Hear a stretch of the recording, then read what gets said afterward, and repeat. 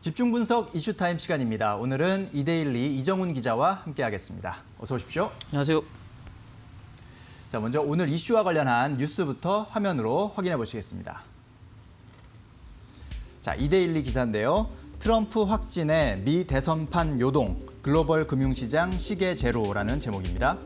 한 달 남은 미국 대선판이 요동치고 있다. 대선을 목전에 둔 도널드 트럼프 대통령이 코로나19 확진 판정을 받는 초유의 사태가 발생하면서다. 특히 바짝 뒤쫓던 조 바이든 민주당 후보와의 격차가 다시 벌어지자 트럼프 대통령의 선거 불복 가능성을 우려하는 목소리가 커지고 있다. 월가는 대선 불확실성에 촉각을 곤두세우고 있다라는 내용입니다. 자, 미국 대통령 선거가 한 달 앞으로 다가온 가운데 공화당 후보인 트럼프 대통령이 코로나19 확진 판정을 받았습니다. 자, 백악관에 따르면 건강 상태는 계속 호전되고 있고 이르면 현지 시간으로 5일, 그러니까 우리 시간으로는 오늘이나 내일쯤 퇴원할 수 있을 것이라는 소식이 전해지고 있습니다만 어떻게 될지는 또 지켜봐야겠죠. 연휴 사이에 깜짝 뉴스였고 시장도 촉각을 곤두세우고 있습니다. 이 소식을 자세히 다뤄보도록 하겠습니다. 자, 일단 지난주 TV 토론으로 미국 대선 그 분위기가 좀 본격화됐었는데 초대형 변수가 터졌어요. 예, 맞습니다.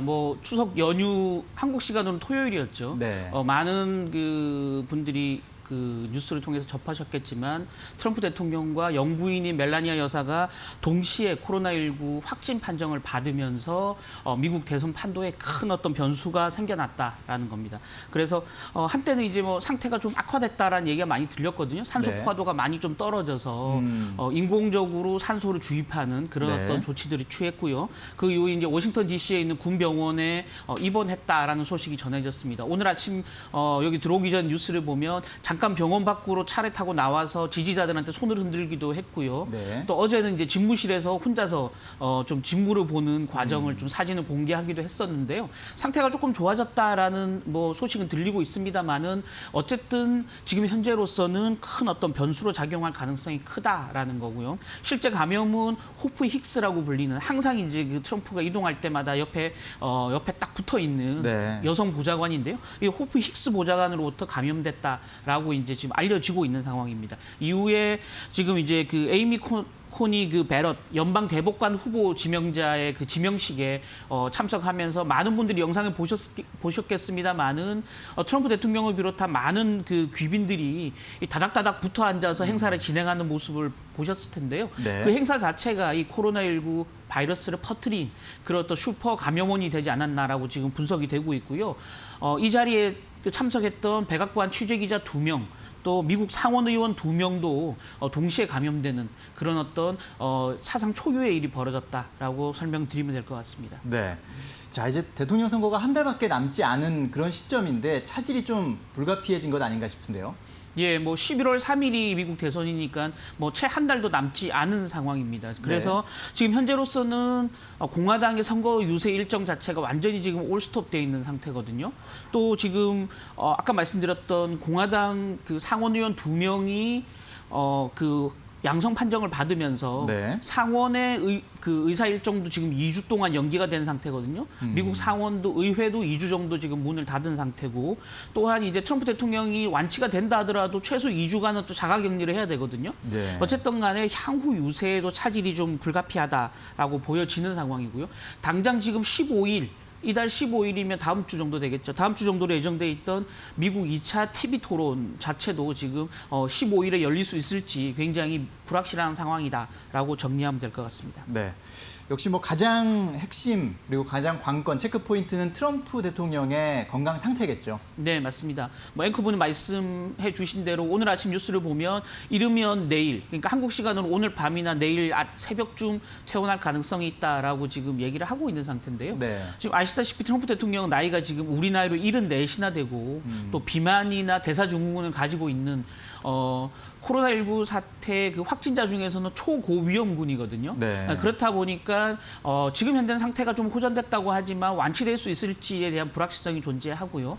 또 설령 완치된다 하더라도 후유증이 남을 가능성도 충분히 있다라는 점에서 향후 이 미국 대선 국면이 또 트럼프의 몸 상태가 어떻게 될지는 장담하기 힘든 상황이다라고 좀 볼 수 있을 것 같습니다. 네. 일단은 트럼프 대통령이 자리를 비울 경우에 지금 미국 전체적인 행정부가 어떻게 돌아갈지 또 대선 후보로서의 자격을 계속 유지할 수 있을지 굉장한 불확실성 하에 놓이기 때문에 지금 전체적으로 대선 판도는 한 치 앞을 내다볼 수 없는 시계 제로의 상태로 가 있다라고 보여지는 상황이고요. 다만 다른 옵션을 선택하기 굉장히 어려운 게 지금 대선 국면에 이미 들어갔고요. 지금 시간 아까 말씀드린 대로 한 달도 채 남지 않은 촉박한 일정이고요. 네. 또 일부 주에서는 이미 우편 투표가 시작이 된 상태거든요. 우리의 이제 흔히 말씀드리면 우리의 부재자 투표 정도 되겠는데요. 네. 우편 투표가 이미 시작된 상태이기 때문에 지금 후보를 교체한다 아니면 다른 선택을 한다라는 건 상상하기 굉장히 힘들다라는 점에서 네. 어쨌든 간에 트럼프의 몸 상태와 상관없이 트럼프 바이든 이런 양자 대결 구도로 갈 수밖에 없다라는 점은 불확실성으로 보인다라고 설명드리면 될 것 같습니다. 네. 자, 이렇게 되면 이제 대선 판도에 대한 관심도 커질 것 같아요. 어떻게 될 것으로 지금 예상하고 있습니까? 예, 뭐 일단은 뭐 다수 의견, 소수 의견으로 좀 나눠 볼 수 있을 것 같습니다. 다수 의견은 트럼프가 굉장히 불리한 상황으로 갈 것이다라고 보여지는 상황이고요. 아까 그 초기에 그 기사 모두에 좀 나왔지만 트럼프가 지금 경합 지역, 흔히 말하는 스윙 스테이트 지역에서 표차를 많이 줄이고 있었거든요. 네. 지지율 격차를 많이 줄이고 있었던 상황인데 어쨌든 간에 트럼프가 지금 유세를 멈추면서 그 경합 지역을 중심으로 해서 좀 추격하던 그 추격세에 찬물이 좀 끼얹어졌다라고 좀 보여지는 상황이고요. 두 번째는 어쨌든 간에 첫 번째 그 TV 토론에서도 코로나19의 초기 대응을 잘 했느냐 못했느냐라 가지고 책임 공방이 있었는데요. 네. 본인 스스로가 이 마스크 착용을 좀 등한시하고 또 초기 방역을 좀 적극적으로 하지 않으면서 본인 스스로가 코로나19에 감염되면서 본인의 정책 대응 능력에 큰 어떤 이미지 훼손을 줄 수 있다라는 점에서 좀 마이너스 요인이 될 가능성이 있다라는 거고요. 어쨌든 간에 트럼프는 무대에 굉장히 강한 체질인데 TV 토론 자체 일정도 향후 좀 불확실해지면서 TV 토론을 통해서 지지율 격차를 줄이겠다라는 어떤 계획에 차질이 생길 수밖에 없다라는 점에서 트럼프에게 좀 불리하게 돌아가는 판세 아니겠냐라고 보는 게 일반적인 관측이고요. 한편으로 소수 의견은 이런 부분도 있습니다. 지금 트럼프가 아까도 나왔지만 몸 상태가 좀 좋아지면서 그 병원 밖으로 나와서 지지자들한테 손을 흔들면서 본인의 어떤 지지를 호소하는, 그래서 미국은 영웅 스토리에 굉장히 강한 국가거든요. 네. 그래서 코로나19 사태, 특히 이제 본인은 이게 코로나19라고 부르지 않고 차이나 바이러스라고 부르거든요. 그래서 중국에서 온 바이러스다. 네. 그래서 중국에서 온 바이러스를 초기에 떨치고 일어나면서 본인 스스로가 바이러스를 이겨내 영웅 행세를 하면서 극적인 반등 스토리를 좀 꾀할 수도 있다라는 점에서 트럼프 상태가 초기에 굉장히 빨리 좋아진다면 오히려 트럼프의 호재가 될 수도 있지 않겠느냐라는 관측도 동시에 나오고 있는 상황입니다. 다만 어쨌든 간에 미국 대선을 둘러싼 불확실성은 더 커졌다라고 볼 수 있는 상황이고요. 네. 아까도 말씀드렸지만 지금 트럼프가 병원에 있는 동안도 계속 챙겼던 가장 큰 이슈는 베럿 대법관의 지명 인준에 대한 부분에 계속 챙겼다라는 뉴스들이 나오고 있거든요. 예. 그 말은 뭐냐면 우편 투표에 대한 계속 부정적인 입장을 트럼프는 보이고 있고 우편 투표 결과에 따른 대선 불복 가능성도 지금 얘기를 하고 있는 상황이거든요. 이게 계속 불복으로 가고 법정 분쟁으로 갈 경우 결국 최종적인 캐스팅 보트는 대법원이 지고 있다. 그래서 베럿 대법관이 대법관의 인준이 될 경우 보수와 진보 진영 간의 그 대법관 분포가 6대3으로 보수 진영이 절대적인 우위거든요. 그래서 트럼프는 아프면서도 계속 코로나19 와병 중에서도 지속적으로 베럿 대법관의 인준을 계속 챙기고 있다라는 거죠. 그래서 결국은 법적 분쟁으로 갈 준비를 지금 차곡차곡 하고 있는 상황이고요. 그렇게 본다 그러면 미국 대선이 실제 11월 3일 투표가 끝나더라도 계속 법적 분쟁으로 가면서 불확실성을 키울 수 있다라는 점이 가장 큰 악재가 되겠다라고 볼 수 있을 것 같습니다. 네, 그렇군요. 자, 생각하지 못했던 이런 변수가 발생하면서 일단 시장에서도 그에 대한 좀 반응이 있었던 것 같아요. 일단은 지난주 금요일 뉴욕 증시는 하락 마감했고요. 네, 예. 시장에 증시에는 어떤 영향이 있을 것으로 예상하십니까? 네, 그 토요일 한국 시간으로 토요일 아침에 네. 트럼프의 확진 판정 결과가 발표되면서 금요일 뉴욕장은 2% 넘는 하락세를 보였거든요. 어쨌든 간에 그 뉴욕 증시 자체는, 그러니까 증시 자체는 불확실성에 대한 부분을 가장 싫어한다라는 점에서 어쨌든 미국 대선을 둘러싼 불확실성이 굉장히 커졌다라는 점에서 증시가 향후에 올라가든 또 내려가든 변동폭이 굉장히 커질 가능성, 변동성이 확대될 가능성이 굉장히 커졌다라는 점이 하나의 리스크 요인이다라고 볼 수 있을 것 같고요.